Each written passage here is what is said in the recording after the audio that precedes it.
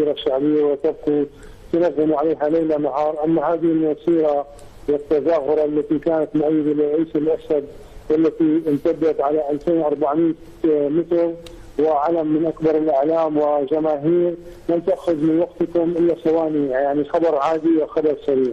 طيب سيد شحادة، نحن ذكرنا هذا الخبر والآن أسألك عنها، على ما تعترض لا أعرف. سألتك هل حدثت أي مشكلة في سير الأعلام؟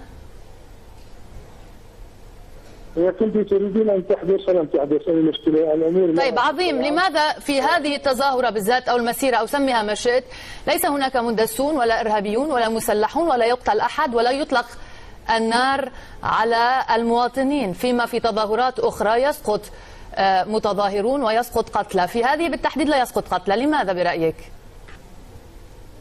والله أنا رأيي يعني يسأل هذا السؤال المندسين الذين يرون أين هي مصلحتهم وفائدتهم في الاندساس. هم يعرفون طريقة اللعب وطريقة الضرب وطريقة الهرب.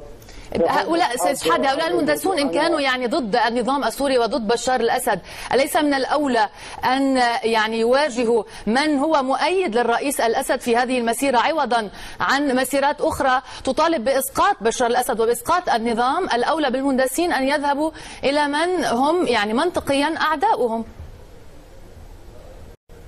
اولا انا ساطمنك وسالت اخي بعد اكثر من 6 اشهر او سنه معك، هذا النظام لم يسقط لان لديه هذه الجماهيريه الكبرى واليوم دلت عليه استراد المسجد. يعني اجبني عن السؤال سيد شحادة لو سمحت. اجبني عن السؤال انه لماذا ليس هناك مندسون في مسيره مؤيده لبشار الاسد؟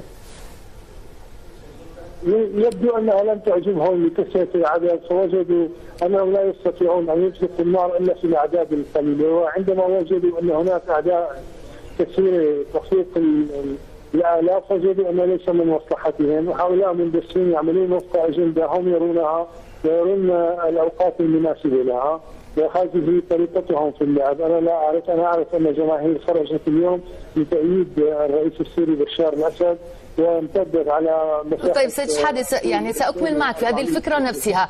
إذا كانت الأعداد كبيرة وبهذا الحجم وأكبر من غيرها فربما من الأسهل لهم أن يندسوا، هكذا لا يستطيع الأمن أن يعني يلقوا القبض عليهم بشكل أسرع. لو كانت الأعداد قليلة فهذا خطر عليهم.